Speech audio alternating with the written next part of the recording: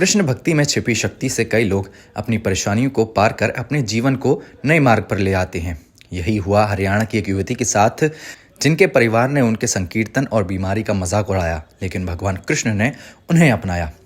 हरियाणा के जमुनानगर जिले की रहने वाली इशिका अग्रवाल पिछले 6 महीनों से वृंदावन में रह रही हैं। वृंदावन के साथ उनका संबंध 2016 में बना, जब उन्होंने मशहूर भजन गायिका गौरामणि के कीर्तन में शामिल हुई और देखा कि किस तरह विदेशी लोग सनातन संस्कृति और कृष्ण भक्ति को अपना रहे हैं। इससे प्रेरित होकर सोशल मीडिया के माध्यम से उन्होंने गौरामणि से संपर्क किया और 2017 में उन्होंने दीक्षा ली, जहां उन्हें वृंदावनेश्वरी देवी दासी नाम से एक नई पहचान मिली। इस नई पहचान से पहले वो टॉमबॉय की तरह रहती, फटी जीन्स पहनती, कॉलेज बंक करती और बाइक चलाती, लेकिन कृष्ण भक्ति के मार्ग में आने के बाद वे इन सब को पीछे छोड़ अब वृंदावन के इस्कॉन मंदिर में भजन कीर्तन करती हैं।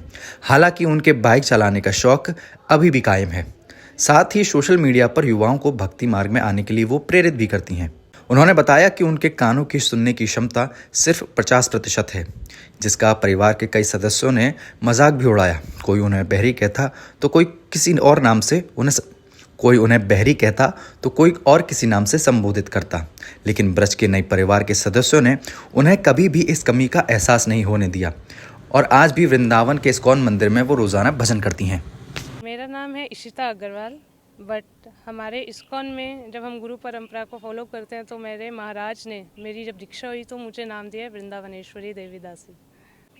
ऐसा हुआ था 2016 में। देखो, वैसे तो हम लोग जन्म से ही भक्त होते हैं सब लोग, क्योंकि कोई ऐसा तो है नहीं कि कोई भी मंदिर नहीं जाता या पूजा नहीं करता, हम सब लोग करते हैं, है ना। 2016 में ऐसा हुआ, हमारे उधर फॉरेनर्स आए थे कीर्तन करने के लिए। मेरे शिक्षा गुरु जो हैं वो आए थे कीर्तन करने के लिए। तो जब फॉरेनर्स को देखा कि वो मतलब उनको इतना आनंद आ रहा है हरिनाम संकीर्तन में, तो उनको देख के मेरे को एक अलग ही एक अंदर से ना, मतलब मैं समझ नहीं पा रही थी कि मेरे को क्या हुआ। तो फिर मैंने गौरमणि माता जी, जो कि मेरे शिक्षा गुरु हैं, मैंने उनको कांटेक्ट करने की कोशिश किया। वो चले गए थे कीर्तन करने के बाद, और उसके बाद पता चला कि वो लोग फेसबुक, इंस्टाग्राम तो आई थिंक उस टाइम पे नहीं था, फेसबुक था। हम लोग फेसबुक भी नहीं यूज़ करते थे, एक ही फ़ोन होता था घर में, तो पता ही नहीं होता था सोशल मीडिया का। तो जैसे तैसे करके आईडी बनाया और उनसे कांटेक्ट करना शुरू किया। 2016 से मैंने कांटेक्ट करना शुरू किया। 2017 में जाके कहीं उन्होंने थोड़ा सा ध्यान दिया मेरी तरफ, उनकी नज़र पड़ी कि एक लड़की है जो बार बार कमेंट्स कर रही है उनकी वीडियो में, उनको मैसेज कर रही है। तो तब मेरा उनसे कनेक्शन बना और तब उन्होंने मुझे एक एक चीज़ सिखाना शुरू किया, और तब मुझे इस्कॉन के बारे में पता चला। हमारे गुरुदेव है जो ऐसी भक्ति वेदांता स्वामी श्रील प्रभुपाद, उनकी इतनी कृपा है कि आज हर स्टेट में और हर डिस्ट्रिक्ट में, हर गांव में मतलब इस्कॉन टेम्पल है। हाँ, बीबीए करने के बाद मेरे पास बहुत ऑप्शंस थे, चंडीगढ़, दिल्ली, मैं कहीं भी जा सकती थी जॉब करने के लिए, पर लेकिन वहाँ पे मेरे को हज़ारों रुपए मिल जाते, पर लेकिन मेरे को उन हज़ारों रुपए से खुशियाँ नहीं मिल पाती, मेरे को सेल्फ सेटिस्फेक्शन नहीं मिलता। पर लेकिन मैं उसके बाद राधा रानी ने ऐसी कृपा करी कि मैं यहीं पे आज जॉब भी कर रही हूँ, और यहीं पे मैं देखो रह भी रही हूँ, भगवान की भक्ति भी कर रही हूँ, मंदिर भी जा रही हूँ, सेवा भी कर पा रही हूँ। अभी जो आनंद आ रहा है ना, अगर मैं 1 लाख रुपया 2 लाख रुपये भी कमाती ना, कोई कंपनी आ जाके मुझे ऑफ़र करे कि हम आपको 2 लाख रुपये पर मंथ ऑफ़र कर रहे हैं, आप आइए हमारे पास, मैं फिर भी नहीं जाऊँगी। पहले मैंने अपने उधर ही लोकल आसपास मैंने जॉब किया, बट मैं ज़्यादा टाइम कहीं टिक नहीं पाई थी, क्योंकि मेरे को एक प्रॉब्लम है, मेरा 50% हियरिंग लॉस है। तो मुझे थोड़ा नॉर्मल इंसान जैसे सुन सकते हैं, मैं वैसा नहीं सुन सकती थी, तो जिससे मेरी लाइफ में बहुत दिक्कतें आती थी। पर वृंदावन में ऐसा नहीं है। वृंदावन में हमें अगर दिक्कत है, अभी जैसे मुझे दिक्कत है मंदिर में, ऑलमोस्ट सबको पता है कि मुझे ऐसे दिक्कत है। यहाँ पे ऐसे चिढ़ाते नहीं हैं, ऐसे मतलब तंग नहीं करते हैं कि इसको सुनाई नहीं देता, ये बहरी है, ऐसे करके नहीं बोलते हैं। यहाँ पे एक दूसरे को सपोर्ट करते हैं, तो यहाँ मुझे अच्छे वाइब्स आती है, अच्छा लगता है, इसलिए मैं यहीं पे रहती हूँ। मेरा हमेशा से इच्छा था, जैसे जैसे मैं माला करती रही, मेरा भगवान के लिए, राधा रानी के लिए इतना प्रेम बढ़ता गया। और पहले कभी वृंदावन इतना नहीं देखा था, साल में एक बार आ जाते थे, और वो भी फैमिली अलाउ नहीं करती थी, तो हमारे उधर से ग्रुप्स आते थे, तो मैं उनके साथ आती थी, या मेरे कोई रिश्तेदार आ रहे हैं उनके साथ मैं आती थी। पर और भी मन करता है ना, वो आते थे, 3-4 मंदिर के दर्शन किए, चले गए, ऐसे मन में और रहता था, और जानना है और देखना है।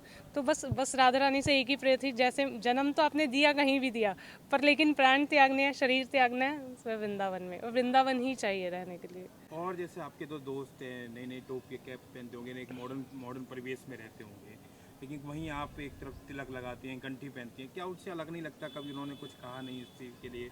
उनसे अलग नहीं रहता जब उस परिवेश में जाते हैं तो भी आप कभी? स्टार्टिंग में ऐसा हुआ था जब मैं कॉलेज में ऐसा तिलक नहीं लगा के जाती थी। कॉलेज में बस एक नॉर्मल चंदन का ऐसे बिंदी लगा के जाती थी और गले में कंठी होती थी। तब थोड़ा थोड़ा बोलते थे लोग, जैसे मेरे फ्रेंड्स हैं, हम लोग कहीं रेस्टोरेंट में खाने गए हैं और वो लोग सब खा रहे हैं, मैं नहीं खाती थी क्योंकि मैं ऑनियन गार्लिक मैंने छोड़ दिया था। तो उस वक्त तो चिढ़ाते थे, ये संन्यास ले लेगी, ये ज़्यादा ही भक्ति कर रही है।